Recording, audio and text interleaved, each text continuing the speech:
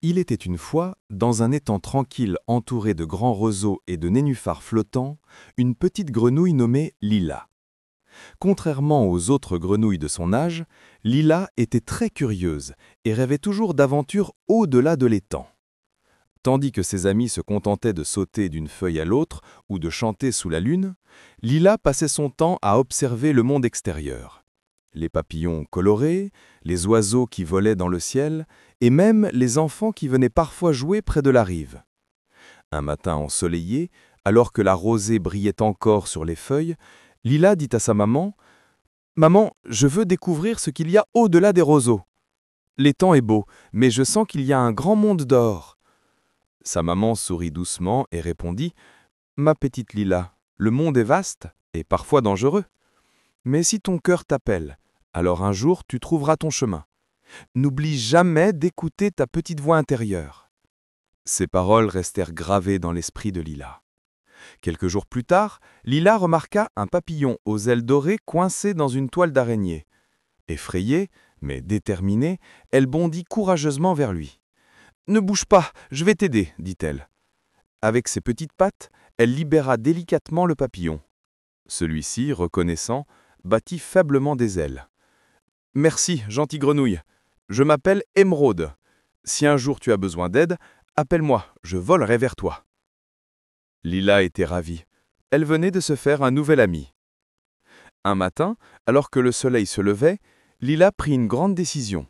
Elle allait quitter l'étang pour explorer la prairie voisine. Elle sauta hors de l'eau, fit ses adieux à sa maman et à ses sœurs, puis partit. La prairie était immense. Lila découvrit des fleurs plus grandes qu'elle, des fourmis qui travaillaient en file et même une famille de hérissons. Mais soudain, elle entendit un bruit inquiétant. Miaou!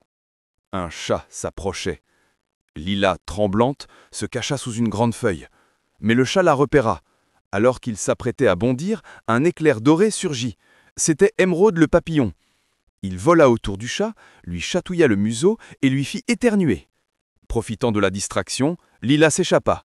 « Merci, Émeraude, tu m'as sauvé la vie. »« C'est normal, Lila. Tu m'as aidé, je t'aide aussi. » En continuant son chemin, Lila arriva devant une grande rivière. L'eau était claire, mais le courant semblait fort. Comment la traverser? Soudain, une vieille tortue apparut. « Bonjour, petite grenouille. Tu veux traverser? »« Oui, mais je ne sais pas nager dans un courant aussi rapide. »« Monte sur mon dos, je vais t'emmener. » Pendant la traversée, la tortue raconta à Lila « La vie est comme une rivière, parfois calme, parfois agitée. Mais si tu avances avec courage et patience, tu arriveras toujours à l'autre rive. » Lila retint cette belle leçon. La nuit tombait. Lila s'installa au pied d'un grand chêne. Tout à coup, une voix grave se fit entendre. « Ouh! Qui es-tu, petite créature de la nuit ?» C'était un hibou, aux yeux brillants. « Je suis Lila. Je voyage pour découvrir le monde. » La curiosité est une belle qualité. Mais n'oublie jamais, ce qui compte le plus n'est pas ce que tu découvres, mais ce que tu deviens en chemin. Le hibou lui offrit une petite plume blanche. Garde-la comme porte-bonheur. Elle te rappellera que même dans l'obscurité, il y a toujours de la lumière.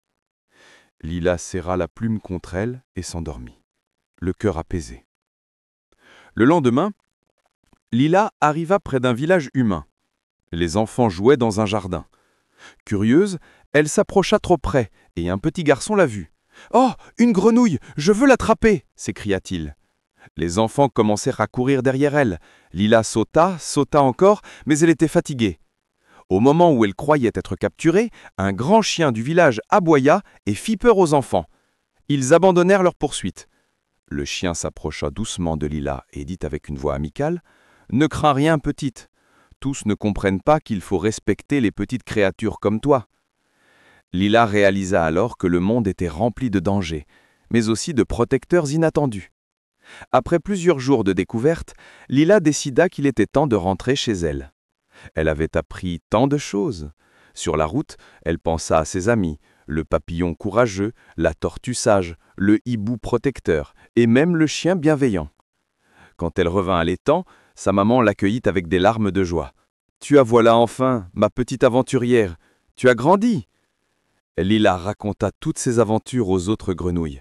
Certaines restèrent bouche bée, d'autres rirent en pensant qu'elle inventait des histoires, mais Lila savait au fond d'elle que chaque pas avait été réel. Elle comprit alors que son vrai trésor n'était pas seulement d'avoir vu le monde extérieur, mais d'avoir gagné de nouveaux amis, du courage et une grande confiance en elle.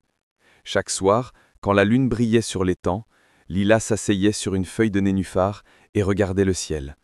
Elle pensait au hibou et à ses mots. « Ce qui compte le plus n'est pas ce que tu découvres, mais ce que tu deviens en chemin. » Et Lila savait désormais qu'elle n'était plus qu'une petite grenouille curieuse.